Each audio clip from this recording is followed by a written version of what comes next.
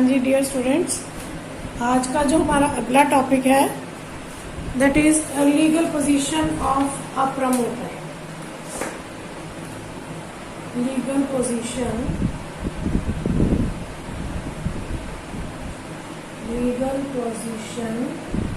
Of a promoter. एक promoter का legal position क्या है? देखिए, इसमें तो कोई भी शक नहीं है कि जो प्रमोटर है उसके पास कंपनी का उसके पास पावर्स हैं बहुत सारी। उसका एक इम्पोर्टेंट रोल है, ठीक है, no doubt. He has an important position या important role to incorporate the company। Company को इनकॉर्पोरेट करने में उसका बहुत बड़ा रोल है। He has a wide powers।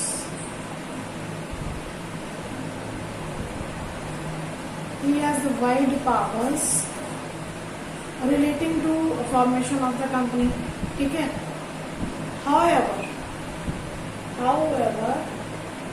लेकिन इसके बावजूद he is not an agent of the company,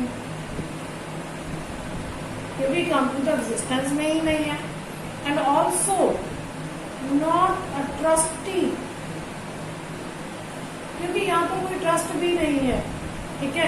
trust भी तब बनेगा जब कोई कंपनी एग्जिस्टेंस में होगी, वहां पर कोई डिबेंचर होल्डर्स होंगे, शेयर होल्डर्स होंगे, जहाँ पर कोई ट्रस्ट होगा वहीं पर ट्रस्ट ही होगा।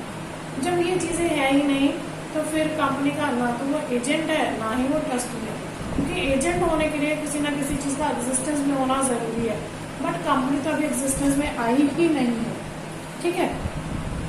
तो फिर उसका पोजीशन क्या है?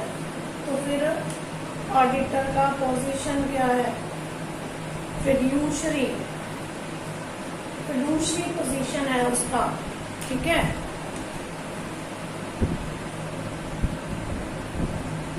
फिड्यूशरी पोजीशन, फिड्यूशरी मतलब विश्वास का रिश्ता, भरोसे का रिश्ता। He has a fiduciary position, ठीक है, क्योंकि उसके हाथ में पावर्स हैं to create and mould the company. उसके हाथ में पावर है कंपनी को क्रिएट करने की, और जो कंपनी इनकॉर्पोरेटेड है उसको मोल्ड करने की पावर्स हैं उसके हाथ में, ठीक है। तब ये जो फिड्यूशरी रिलेशनशिप है, तो सवाल हमारा ये उठता है, what is the importance of this rule, fiduciary position, what is the importance, ठीक है। तो इसके लिए हमें कुछ सर्कमस्टांसेस जो है वो देखने होंगे, ठीक है, जिनके बेस पर ही हम कह सकेंगे कि जो हमारा प्रमोटर है उसका कंपनी के साथ फिड्यूशरी रिलेशनशिप होता है। तो पहला हमारा जो यहाँ पे पॉइंट आता है that is promoter cannot be allowed to make any secret profit, not to allow any secret profit on the expenditure of company के एक्सपेंडिचर के अगेंस्ट वो किसी किस्म का कोई सीक्रेट प्रॉफिट अर्न नहीं कर सकता। अगर वो ऐसा करता है, अगर ये प्रूव हो जाता है किसी ट्रांजैक्शन से कि जो प्रमोटर है उसने कोई सीक्रेट प्रॉफिट अर्न किया है उस ट्रांजैक्शन के through, then he will be bound to refund, he will be bound to refund the secret profit to the company। तो ये सीक्रेट प्रॉफिट जो उसने अर्न किया है वो उसे कंपनी को रिटर्न करना होगा। यहाँ पर एक केस हम डिस्कस करेंगे, ग्लक्सटन वर्सेस बैरनीज 1900 में ये केस हुआ था। तो ये केस कुछ इस तरह से था कि एक कंपनी थी, एक पुरानी कंपनी थी ओलंपिया नाम की, ठीक है, ओलंपिया नाम की एक कंपनी थी। वो काफी डिफिकल्टीज में थी और उन्होंने अपने डिवेंचर्स जो थे वो बहुत ही रीजनेबल दामों पर सेल कर दिए। इन्हें परचेज करने वाली एक सिंडिकेट थी। सिंडिकेट किसे कहते हैं, यानी ग्रुप ऑफ पर्सन और ग्रुप ऑफ कंपनी और ग्रुप ऑफ ऑर्गेनाइजेशंस। अब इस सिंडिकेट में X, Y, Z ये लोग शामिल थे। तो इन्होंने बहुत सारे ओलंपिया कंपनी के जो डिवेंचर्स थे वो परचेज किए। वो परचेज कितने में किए, उन्होंने 1,20,000 पाउंड में परचेज कर लिए, ठीक है, 1,20,000 पाउंड में परचेज कर लिए। बट इसके बाद क्या हुआ, एक नई कंपनी फॉर्म हुई, न्यू कंपनी, ठीक है। ये जो नई कंपनी फॉर्म हुई तो ये जो लोग थे ये इस कंपनी के प्रमोटर बन गए, ठीक है। और इन्होंने कंपनी को, ये नई कंपनी के साथ कॉन्ट्रैक्ट किया कि हमारे पास ओलंपिया कंपनी के 1,40,000 पाउंड के डिवेंचर्स हैं जो हमने ओलंपिया कंपनी के परचेज किए हैं, तो हमको आपको सेल कर सकते हैं 1,80,000 पाउंड में, यानी हमें जो प्रॉफिट होएगा वो 40,000 पाउंड का प्रॉफिट होएगा, ठीक है। क्योंकि हमने कहा है कि जो प्रमोटर होता है उसने कोई भी काम करना है तो उसको डिस्क्लोजर देना होता है उसमें, ठीक है। तो इन्होंने भी अपनी तरफ से डिस्क्लोजर दिया कि भाई हमने 1,40,000 में खरीदे थे, आपको हम 1,80,000 में सेल करें तो हमें 40,000 का प्रॉफिट हो रहा है। लेकिन वो ये ही नहीं उन्होंने कहा कि हमें सिर्फ 40,000 का नहीं 20,000 का एक और भी प्रॉफिट है जो हमें हो रहा है। इसका मतलब ये उनका क्या हो गया, सीक्रेट प्रॉफिट, जो उन्होंने इस नई कंपनी को नहीं बताया, ठीक है। बट कहते हैं फ्रॉड कभी छुपा नहीं रहता, झूठ कभी छुपा नहीं रहता, कभी ना कभी सामने आ जाता है। तो जब इस कंपनी को पता चला कि इन प्रमोटर्स ने हमसे धोखा किया है, फुल डिस्क्लोजर नहीं दिया, इन्होंने 1,20,000 के इन्होंने खरीदे थे, लेकिन हमें उन्होंने कहा कि 40 के खरीदे हैं, 80 के हमें बेचे हैं, 20,000 उन्होंने अपना सीक्रेट प्रॉफिट अर्न किया है। तो इस केस में जो कंपनी थी, ये न्यू कंपनी थी, जो उन्होंने दावा किया कि ये जो सीक्रेट प्रॉफिट है ये इनका ना होकर इस कंपनी का है, ठीक है। तो इस केस से क्लियर क्या होता है कि अगर प्रमोटर्स कंपनी के साथ कोई भी कॉन्ट्रैक्ट कोई भी एग्रीमेंट करते हैं तो उन्हें फुल डिस्क्लोजर देना होगा। वो डायरेक्टली इनडायरेक्टली किसी भी किस्म का कोई सीक्रेट प्रॉफिट जो है वो अर्न नहीं कर सकते, ठीक है। सेकेंड जो हमारा पॉइंट है, आई होप आपको फर्स्ट पॉइंट क्लियर हो गया होगा। बेसिकली 2 ही पॉइंट है इसके, बाकी के जो पॉइंट्स हैं वो आपको जस्ट उसकी इंफॉर्मेशन ही है। सेकेंड पॉइंट कहता है the promoter is not allowed to derive a profit कि जो प्रमोटर्स हैं वो प्रॉफिट डिराइव नहीं कर सकते, not allowed to derive a profit from, किससे नहीं कर सकते, from the sale of his own property, the sale of his own property to the company, unless all material facts material facts unless all material facts disclosed, कि जो हमारे promoters हैं वो company को बिना फुल डिस्क्लोजर दिए, बिना material facts बताए अपनी प्रॉपर्टी कंपनी को सेल करके कोई प्रॉफिट अर्न नहीं कर सकते हैं। अपनी ओन प्रॉपर्टी जो है उसे सेल करके सीक्रेट प्रॉफिट अर्न नहीं कर सकते हैं। इसमें भी एक केस हुआ था, अर्लेंजर वर्सेस सोम्ब्रेरो फॉस्फेट कंपनी। ये केस हुआ था 1876 में, ठीक है। अब ये केस क्या था? केस कुछ इस तरह से था कि अर्लेंजर जो एक सिंडिकेट का पार्ट था, अर्लेंजर जो था वो एक सिंडिकेट का पार्ट था, ठीक है। और अर्लेंजर ने एक आयरलैंड परचेज किया, जो सिंडिकेट था जिसमें अर्लेंजर जो था एक सिंडिकेट था जिसमें अर्लेंजर को हम ई बोल देते हैं, ई जो था वो इसका पार्ट था। अब इस सिंडिकेट ने एक आइलैंड परचेज किया, एक आइलैंड परचेज किया, ठीक है। अब ये आइलैंड में क्या था, इस आइलैंड पर माइंस, ठीक है। तो इन्होंने ये परचेज किया 55,000 पाउंड, ठीक है। 55,000 पाउंड में इस सिंडिकेट ने ये आइलैंड परचेज किया जिसके ऊपर कुछ माइंस थी और उसकी कीमत उन्होंने लगाई $55,000, ठीक है। उसके बाद क्या हुआ, अर्लेंजर ने कुछ समय बाद एक कंपनी फॉर्म कर दी, ठीक है, और ये इसका प्रमोटर बन गया, ठीक है। और आने वाले समय में उसका बोर्ड ऑफ डायरेक्टर बन गया, ठीक है।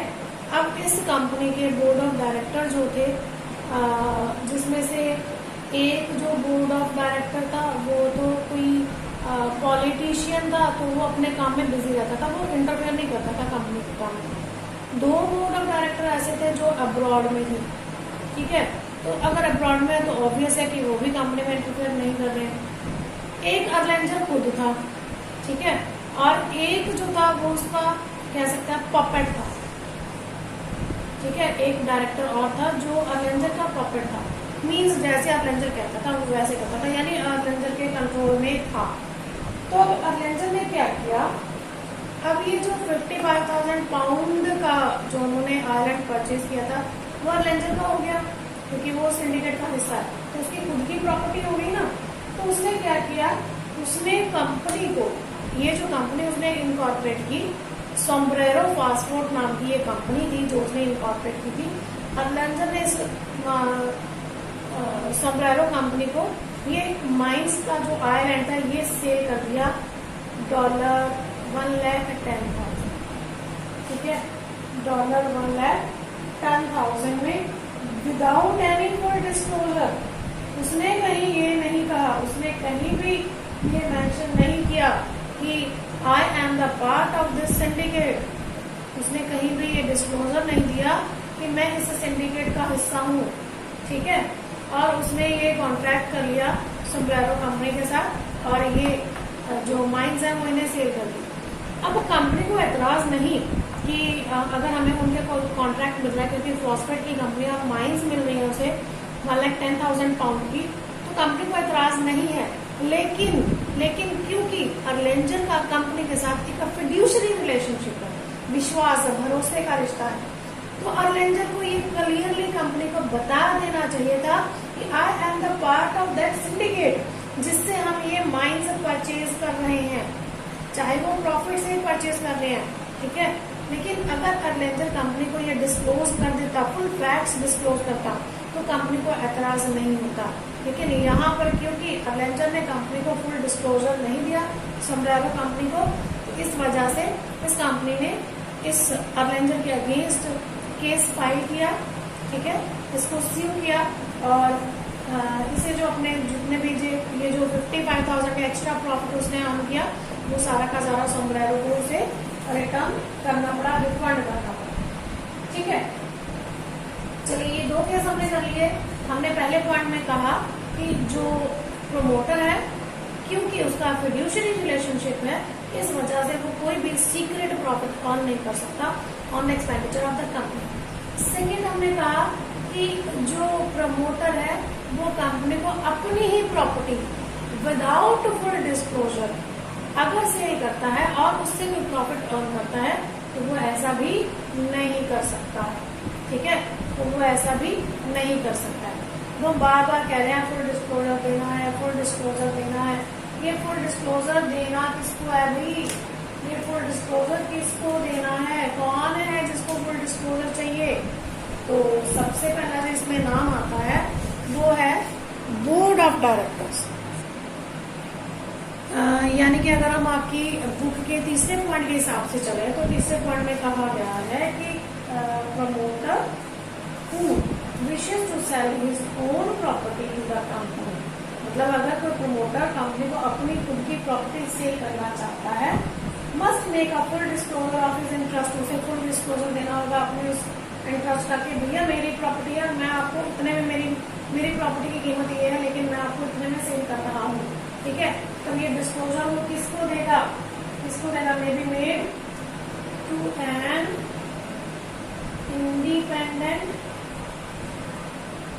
इंडिपेंडेंट बोर्ड ऑफ डायरेक्टर, और किसे देगा? और in the article of association, या फिर कंपनी का जो आर्टिकल है उसमें उसको डिस्क्लोजर देना होगा, या फिर और इन द प्रॉस्पेक्टस उसे प्रॉस्पेक्टस में अपना ये डिस्क्लोजर जो है देना पड़ेगा कि मैं अपनी प्रॉपर्टी जो है वो कंपनी को सेल कर रहा हूँ इस काम पर। ठीक है, या फिर और किसे दे सकता है? To the existing shareholders, या फिर एग्जिस्टिंग शेयर होल्डर्स को वो अपना डिस्क्लोजर देगा, या फिर इंटेंडेड भी कह सकते हो, यानी कि जो इंटरेस्टेड है हमारी कंपनी के शेयर होल्डर्स बनना चाहते हैं उनको भी वो अपना फुल डिस्क्लोजर दे सकता है। ठीक है, and the fourth point is the promoter shall not make an unfair और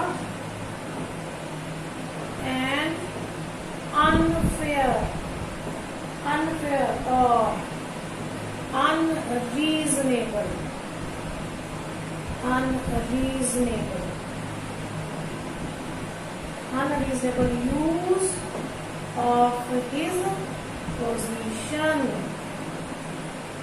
ठीक है, अपनी जो पोजीशन है उसकी प्रमोटर की, अपने इस पोजीशन का वो गलत इस्तेमाल नहीं करेगा। ठीक है, लेकिन अगर ये हमने जितने भी पॉइंट्स किए हैं, 4 पॉइंट्स किए हैं, अगर वो जो प्रमोटर है वो इन ऑब्लिगेशंस को डिस्चार्ज नहीं करता है, यानी फेल हो जाता है, सीक्रेट प्रॉफिट अर्न करता है, कंपनी के साथ चीट करता है, अपनी प्रॉपर्टी महंगे दामों पर बेचता है विदाउट एनी फुल डिस्क्लोजर या with partial disclosure of the property. ठीक है, उस केस में कंपनी क्या करेगी? क्योंकि फिड्यूशरी पोजीशन है तो उसने फिड्यूशरी पोजीशन का ब्रीच किया है। ठीक है, उसने विश्वासघात किया है, उसने उसको तोड़ दिया है। ठीक है, तो उस केस में कंपनी क्या करेगी? मे resign the contract,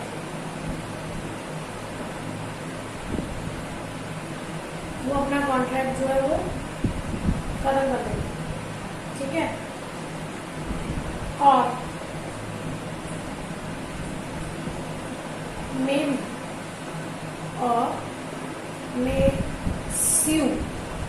be sue the promoters, या फिर वो प्रमोटर्स को स्यू कर सकती है, यानी उनके अगेंस्ट केस कर सकती है फॉर डैमेजेस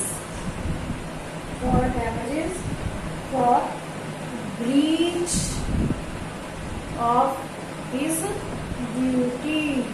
उसने अपने फिड्यूशरी पोजीशन का गलत इस्तेमाल किया अगर प्रमोटर ने तो कंपनी अपना कॉन्ट्रैक्ट उससे खत्म कर सकती है, ठीक है, या फिर उसको स्यू कर सकती है, या फिर ऐसा भी हो सकता है कि कंपनी अफर्म कर ले कॉन्ट्रैक्ट को। अफर्म मतलब कि उन्होंने एग्री कर लिया कि ठीक है आपका हमारे साथ कॉन्ट्रैक्ट हुआ है, हम एग्री करते हैं, लेकिन जैसे हमने कहा था कि 1,10,000 पाउंड में उन्होंने सील किया था, 55,000 का उन्होंने सीक्रेट प्रॉफिट अर्न किया था, तो कंपनी ये कह सकती है कि ठीक है हम आपकी प्रॉपर्टी जो है हम परचेज करते हैं, लेकिन जो आपने 55,000 का प्रॉफिट अर्न किया ना वो आपको हमें रिटर्न करना होगा, रिफंड करना होगा, ठीक है। तो ये था legal position of a promoter. I hope आपको अच्छे से क्लियर हुआ होगा जो मैंने आपको बताया है। अगर आपको वीडियो पसंद आते हैं तो लाइक जरूर कीजिए और अपने कमेंट्स जरूर कीजिए, क्योंकि आपके कमेंट से मोटिवेशन मिलता है।